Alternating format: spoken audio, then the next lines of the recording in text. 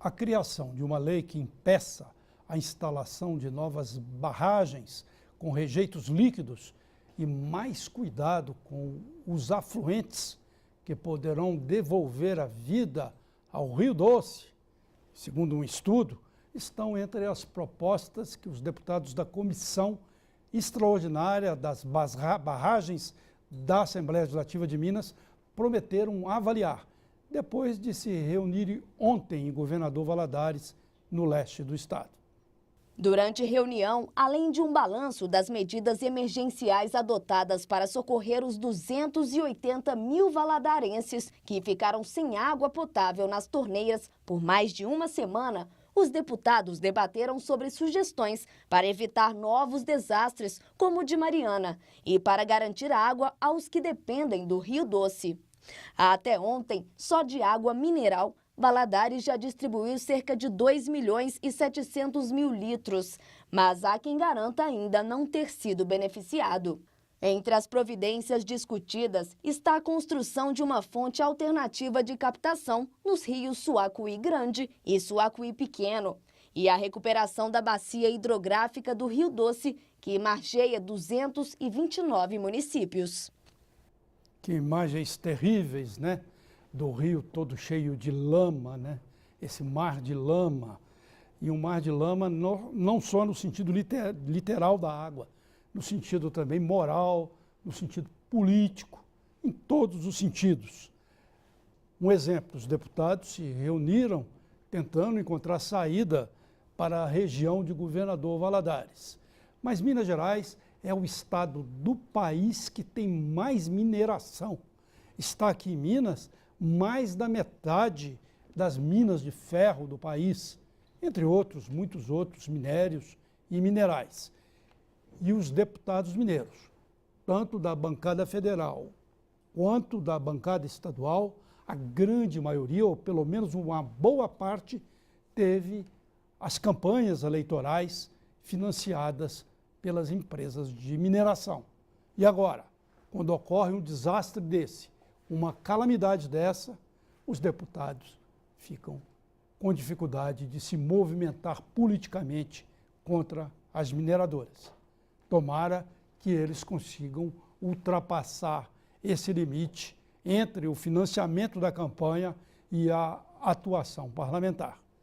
E olhe bem, de cada R$100 em multas aplicadas pelo IBAMA desde 2011, para quem infringiu regras ambientais, menos de R$3 entraram nos caixas do governo federal.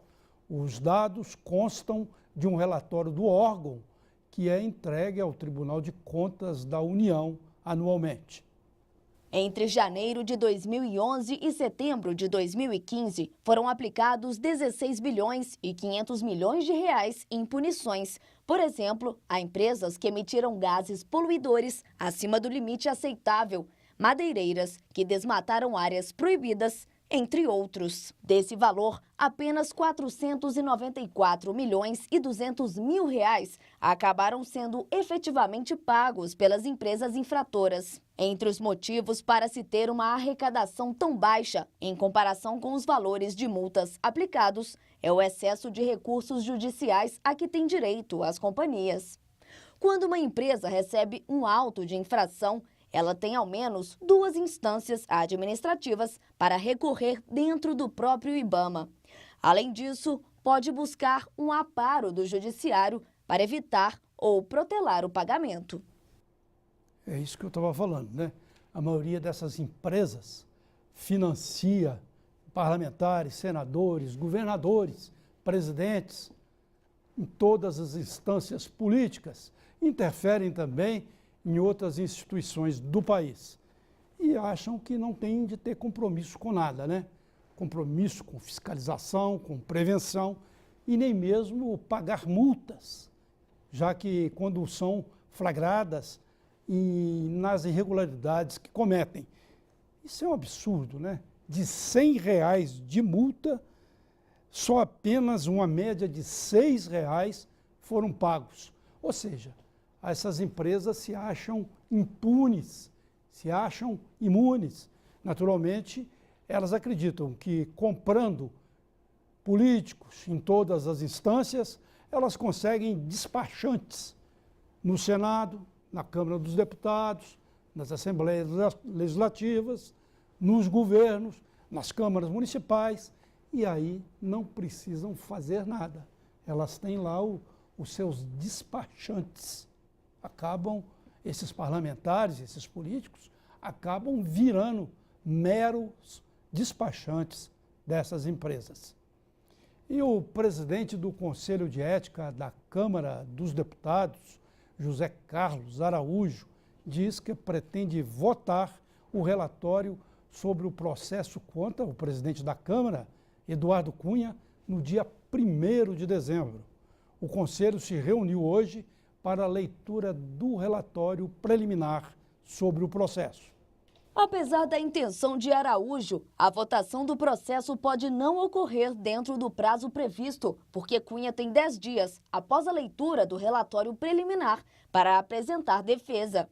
Marcada para a última quinta-feira, a leitura do parecer do deputado Fausto Pinato pela continuidade das investigações contra Cunha foi adiada após o início da ordem do dia na casa antes do horário habitual. O pedido de cassação do mandato de Cunha foi protocolado no dia 13 de outubro pelo PSOL e a Rede. Cunha foi denunciado ao Supremo Tribunal Federal por suspeita de ter recebido 5 milhões de dólares em propina no esquema investigado pela Operação Lava Jato. O pedido se baseia em documento encaminhado pela Procuradoria-Geral da República, atestando como verdadeiras as acusações. O parlamentar nega e diz que os recursos no exterior vêm de negócios de venda de carne no continente africano. O presidente da Câmara dos Deputados, Eduardo Cunha, está nesse cai não cai, esperneando para não cair, mas agora deputados, parlamentares ligados a ele, que tiveram as campanhas financiadas por ele, pelo esquema de Eduardo Cunha, procuraram a oposição tentando fazer o seguinte acordo: vamos segurar o mandato de Eduardo Cunha, que ele coloca em pauta lá na Câmara dos Deputados o impeachment da presidente Dilma.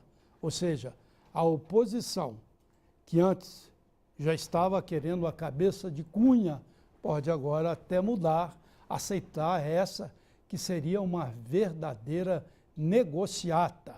Eu acho que, se tiver de acontecer o impeachment, deve acontecer de forma democrática, jurídica e legal, e não por meio de uma negociata. E o Redação BH News volta logo após um breve intervalo.